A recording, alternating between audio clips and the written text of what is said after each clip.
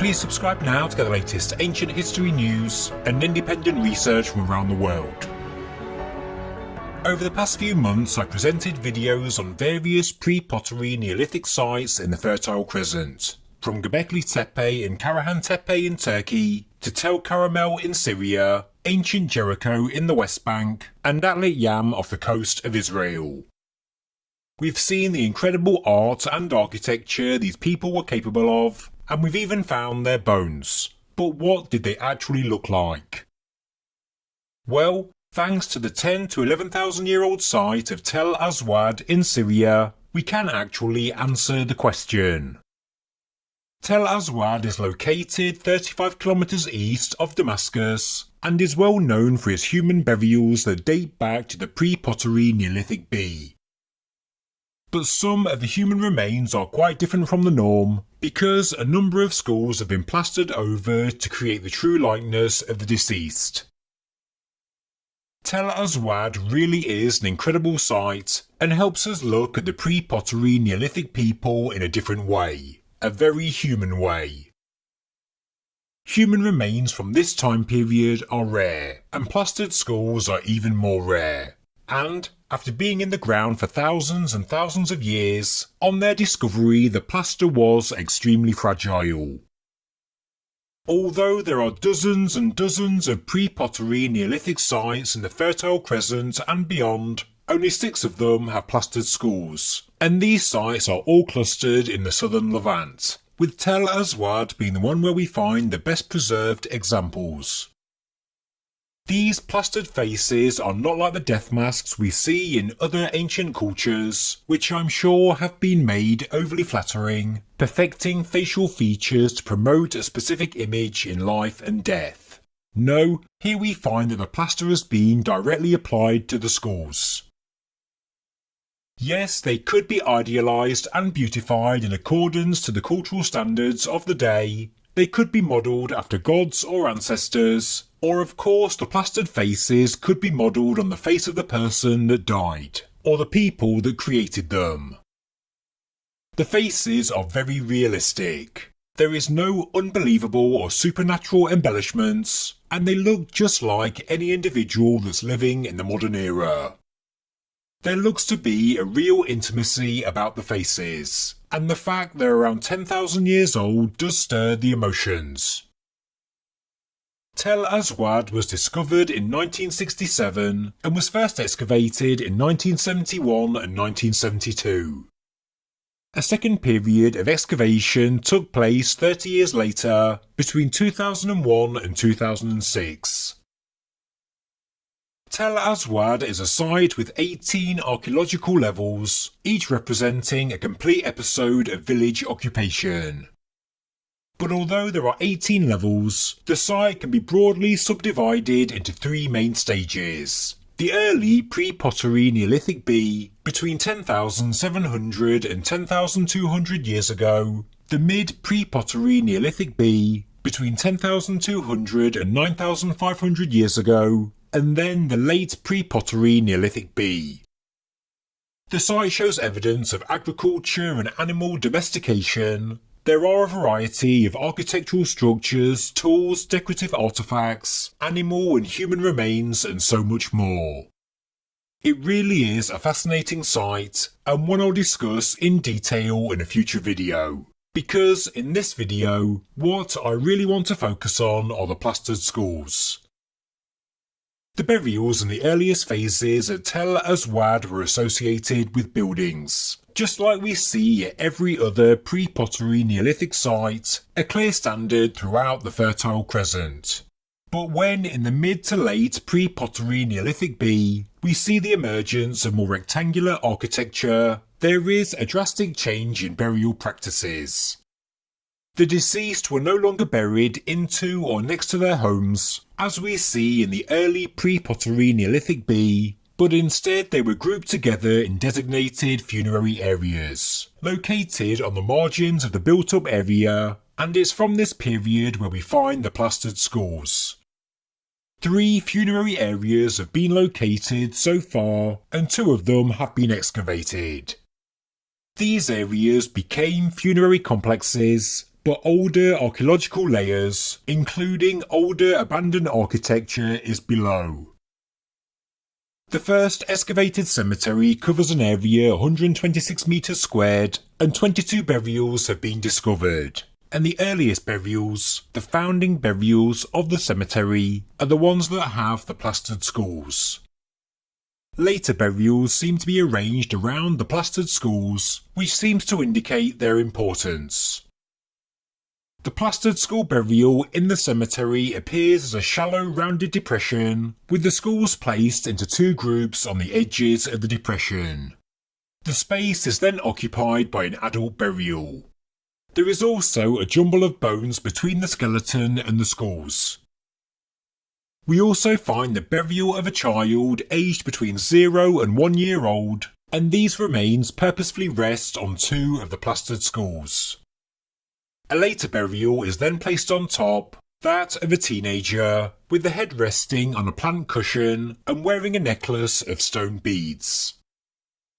The whole burial is covered by a black burnt layer, which forms a mound, and the southern limits of this mound are surrounded by a low wall of basalt stones. The discovery of nearby hearths also seems to indicate that offerings were made. The second set of plastered skulls that have been discovered were found at the bottom of a small pit, in the ruins of an earlier house. Here we find 4 plastered skulls, but also a plastered face with no skull attached. We then find the skull of a 5 to 9 year old child, and this skull has no plastered face. Later burials were dug into the layers above, but whether these burials relate directly to the plastered skulls we don't know. One of the plastered skulls was damaged from a later burial, that of an infant that was placed in a sleeping position. The 4 plastered skulls form a massive, compact construction, organised concentrically around the non-plastered skull of the child aged 5 to 9. Interestingly, they were placed one after another, and each one that was placed was stuck to the previous one by a patch of earth. The burial is therefore one single event. The plastered face without a skull was placed above, and the missing skull was probably removed by accident from the later disturbances at the site. The plastered skulls really are quite amazing.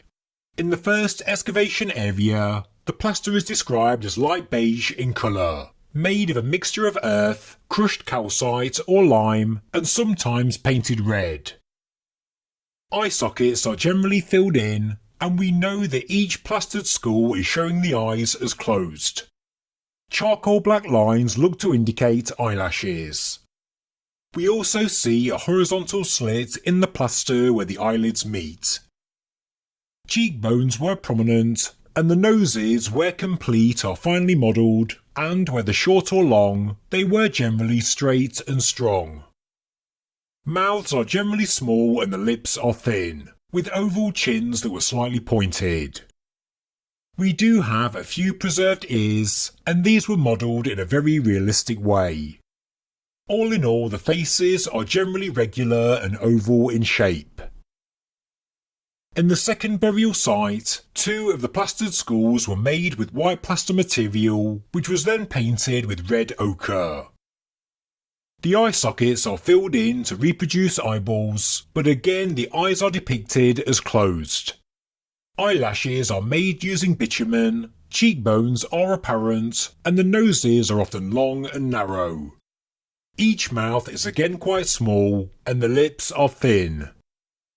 Even though the faces are realistic, the ears are not, especially compared to the previous burial site.